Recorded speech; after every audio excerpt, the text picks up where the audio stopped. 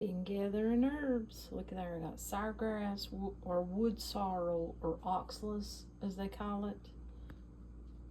Yeah, that is sourgrass, wood sorrel, oxalis, and I do collect the roots. Now, oftentimes I'll just break it so that the plant comes back the next year.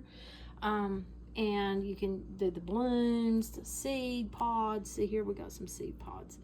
But yeah, I leave some because I do want this plant to come back. And then my favorite rose petals, as you can see, yeah. Um, I can do all kinds of things. I could make jelly with it. I could make rose water, rose oil, rose. I am going to make some rosebud salve, just different things. And then you can use it for tea as well. And then my honeysuckle. I'm going to actually pick more honeysuckle. I got tired because, as you can see, it takes a long time to pick honeysuckle. Um, but yeah, I'm not sure exactly. I know I'm going to dry some for tea.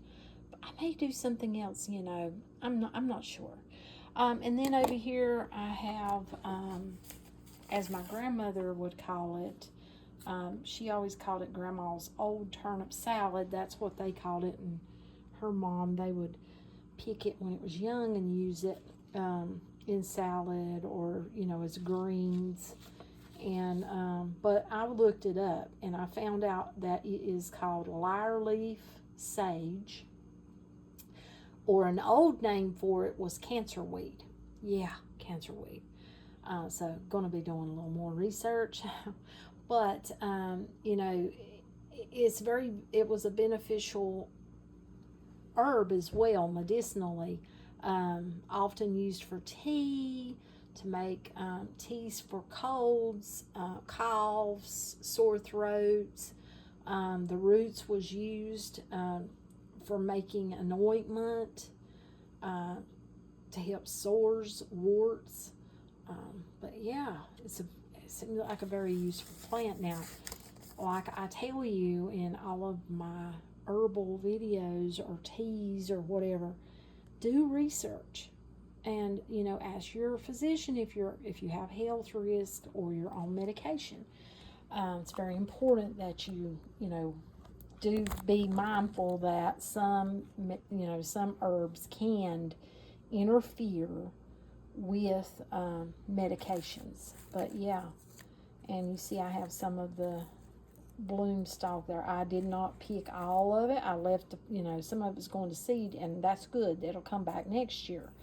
Um, but yeah, and right here, look, see, I've got a dehydrator. You can use a dehydrator. I often don't use a dehydrator. I often will, yeah, sourgrass, wood sorrel, oxalis. There you go. That has been hung and dried.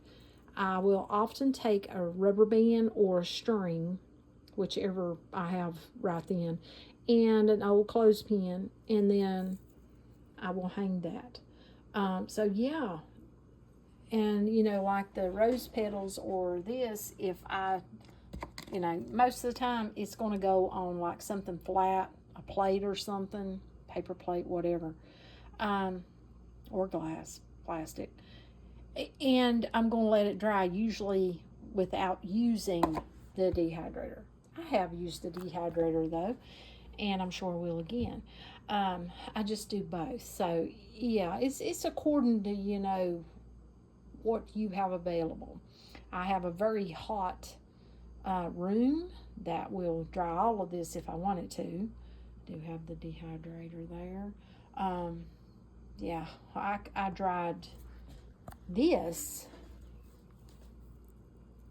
downstairs though, so yeah, my house is hot.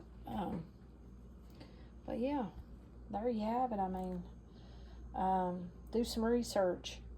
Make do some research so you can make teas, or like I said though, if you're on medication, ask your physician. And yeah, lots of herbs. But if you like the content I create, how about a follow? I would appreciate that very much. Help me to grow my platforms, and Oh my goodness, I see the red bird flying around out there. Two of them out my window, but yeah, that would be much appreciated. Almost forgot. Looky here. Cleavers. Yeah, they're dry. Yeah. Dried beautifully. So I'm going to be, I don't know, I'm either going to put them in some things I'll put in a paper bag and either tape it up or staple it. Some I put in glass jars. So just whatever. Got lots of herbs upstairs dry that's hanging that I need to put away as well. But there's the cleavers.